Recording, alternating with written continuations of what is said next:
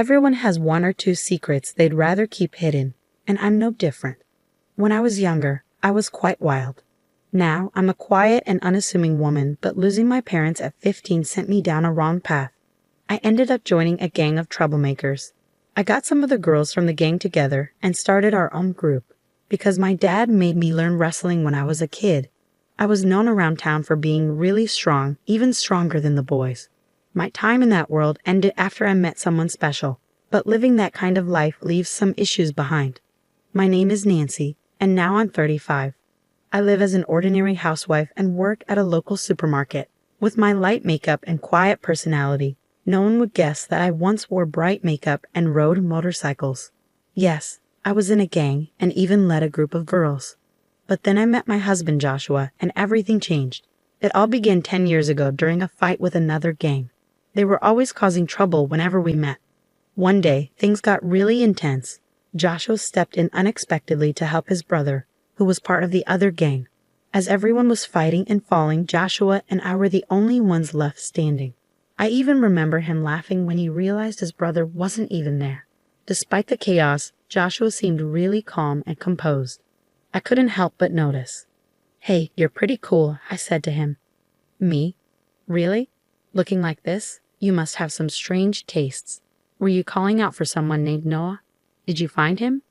"No, it turns out my brother wasn't here." That's how our quiet chat began. Joshua's brother was a troublemaker beyond saving.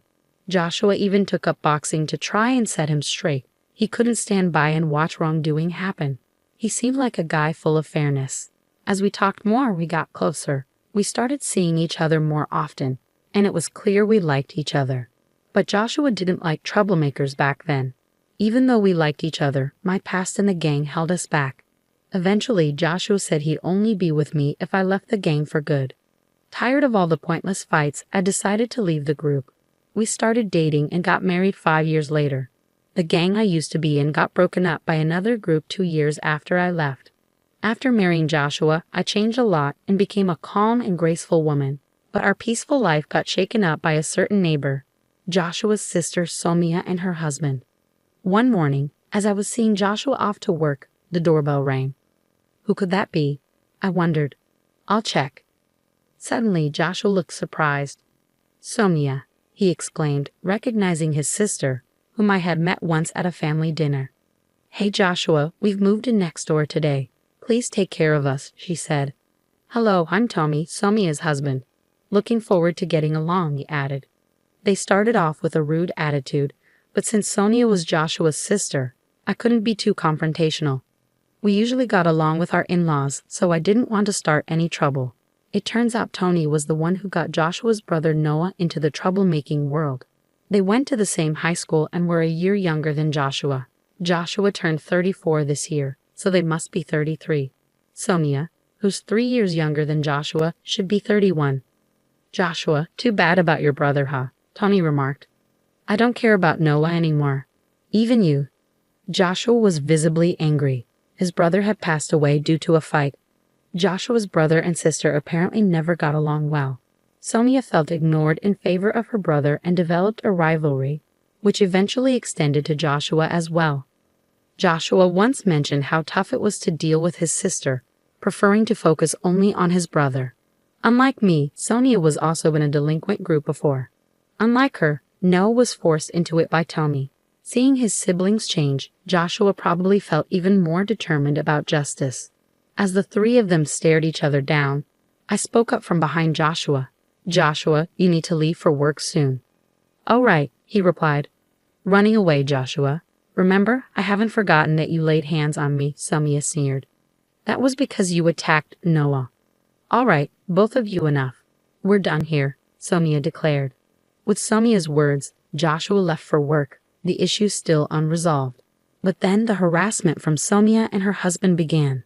About an hour after Joshua left, the doorbell rang, but nobody was there when I checked. Another hour passed, and there was a loud noise at the door, like something was being thrown. When I looked, there was a pile of cardboard boxes dumped in front of our door. "What's going on?" I muttered to myself. Since nobody was around, I decided to ignore it and went back inside. But then I heard a small popping sound from the balcony. I rushed over and found 3 broken eggs. We live in a corner apartment next to Sonia's new place. This means the harassment likely came from her apartment since there are no neighbors on one side, and it's too high for someone from below. Angry, I decided to confront my next-door neighbors. "Hey, is that you? What do you want? Showing up like this?" Sonia greeted me, clearly irritated. "Is this your idea of a prank? Throwing eggs on our balcony? It had to be you or your husband. The angle only makes sense from your balcony." Sonia glared at me and said, "What? Don't be ridiculous. Do you have any proof that we did it? Making false accusations won't help. I'll call the cops." Even though she used to be in a gang, her quick resort to the police in this situation seemed odd to me.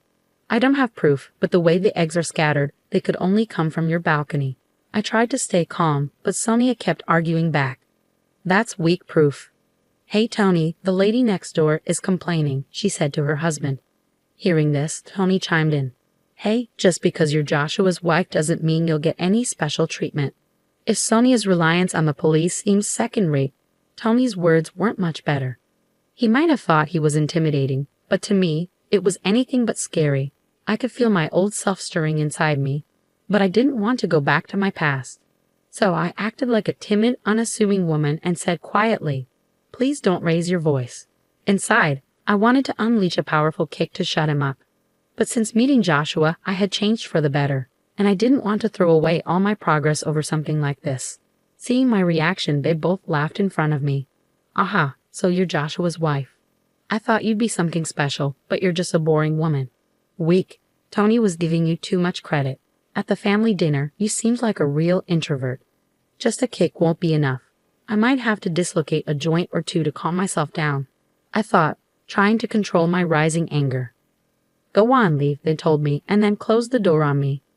I stood there, staring at the closed door, feeling frustrated.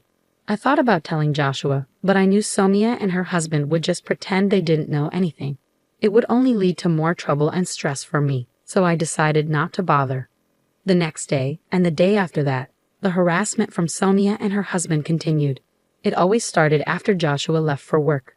"Who left this garbage at our doorstep? It must be those two," I muttered as I was about to leave for work at the supermarket. The door got stuck halfway, blocked by a bag of garbage. I reluctantly took it to the disposal area and then headed to work. 5 hours later, I came home to something unbelievable. There was a cardboard box in front of the door, set up like a table. On either side of the box, there were lit candles, and in the middle, a vase with flowers. Above the door, there was a photo of me, taken who knows when, stuck there, mocking me as if I were dead. Furious, I was about to kick the cardboard away when Joshua called from behind. "Nancy." Startled, I turned around to find Joshua, who had come home from work. "You're an hour early." "I got off work early today. What's all this?" Joshua was also surprised at the sight in front of the door. We quickly cleaned up the cardboard and candles from the shared hallway and went inside. There, I told Joshua everything that had happened. "So it's likely Sonia and her husband, but we don't have any proof. Even if we confront them, they'll just deny it," I said. After a moment of thought, Joshua had an idea.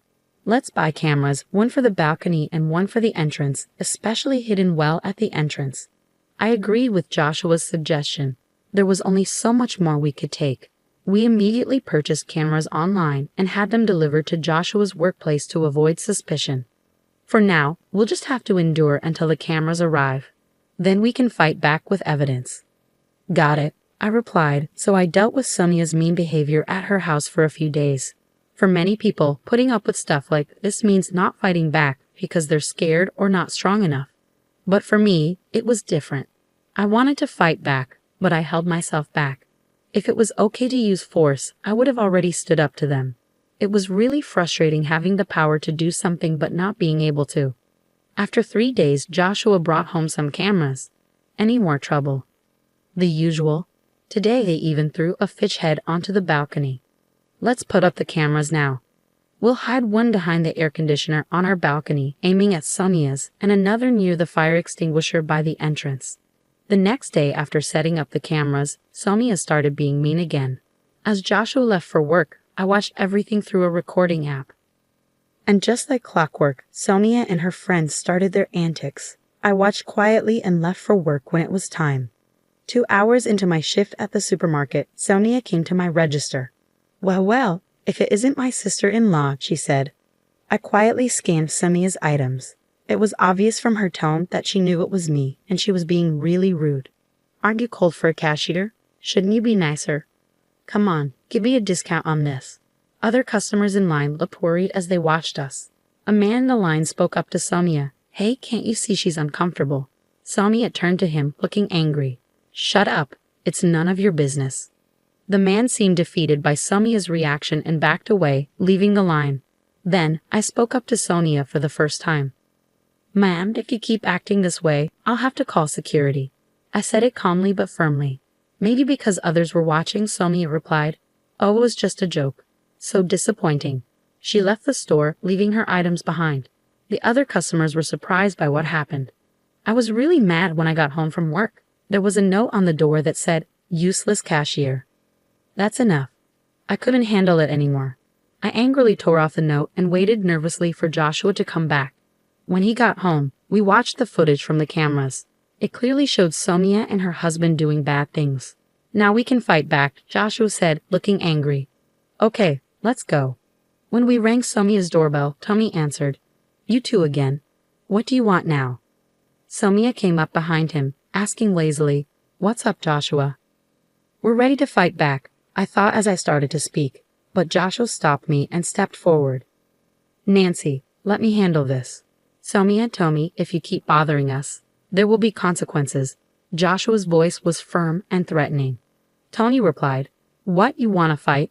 You got proof we did anything? You're just making accusations. Before Tony could finish, Joshua played the video from the recording app. This video shows what you've been doing wrong. We put up cameras because your harassment was too much. This made Sonia and Tony quiet, which was unusual for them.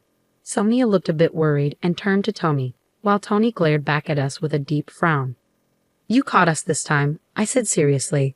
But remember, the trouble started from your side. Tony replied, So you want to solve this with a fight, huh? Hold on, Joshua, I'm calling someone.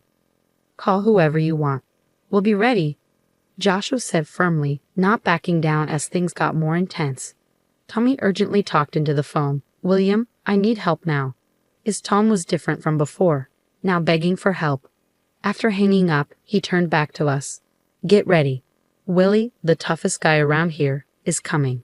He looked smug, thinking he'd win with someone else's help, but it showed he was really a coward.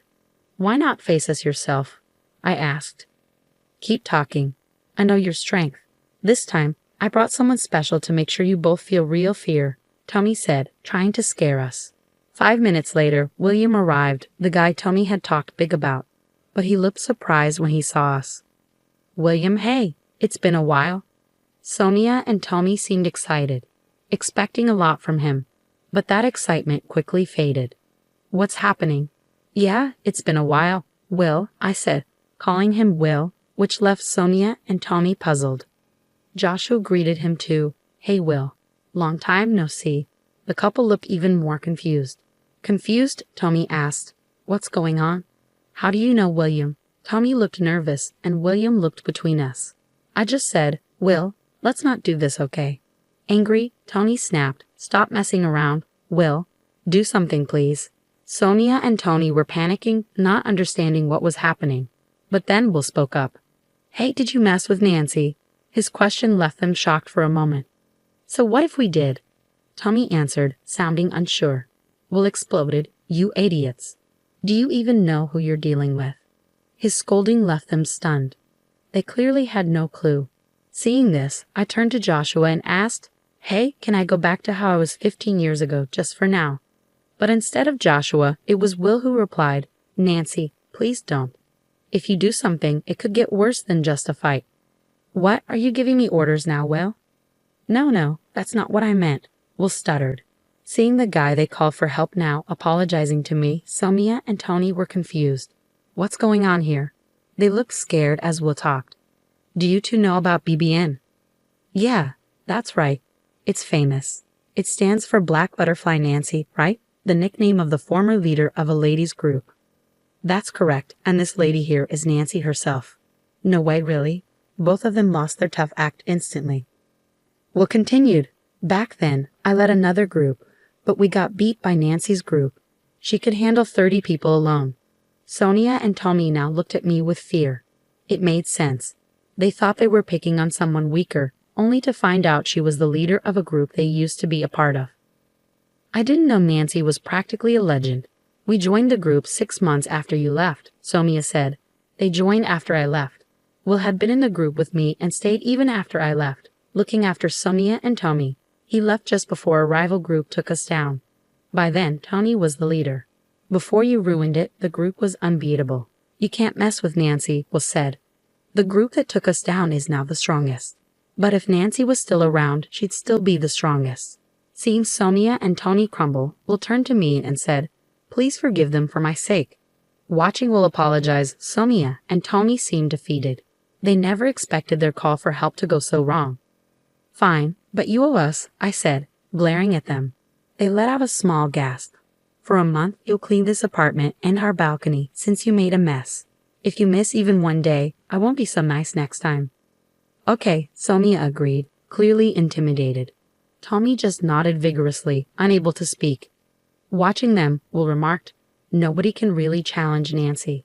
Hearing this, Joshua, who had been quiet until now, finally spoke up. "But I don't like troublemakers. If Nancy hadn't changed, I wouldn't be here." He said it softly, and I looked up at him. "Don't worry, I won't let that side of me out again."